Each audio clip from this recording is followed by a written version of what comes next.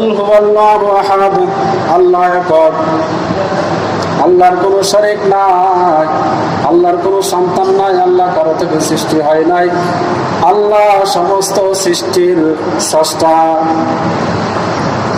আল্লাহর কোনো শরীক হইতে পারে না। আল্লাহ যদি বলে কুন ফায়াকুন, আল্লাহ যদি বলে হও, হয়ে যায়। আল্লাহ যদি বলে ধ্বংস, ধ্বংস হয়ে যায়। আল্লাহর কোনো কিছু করতে হয় না, কাউকে দায়িত্ব বুঝাই দিতে হয় না, কারো মাধ্যম লাগে না, আল্লাহ একাই যথেষ্ট।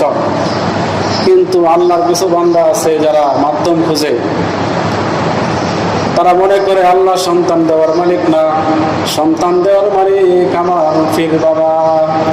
তারা মনে করে এটা যে আল্লাহ তো সন্তান দেয়, কিন্তু ওসিলা আমার ফির বাবা, ওসিলা ওই পুকুরের কুমির।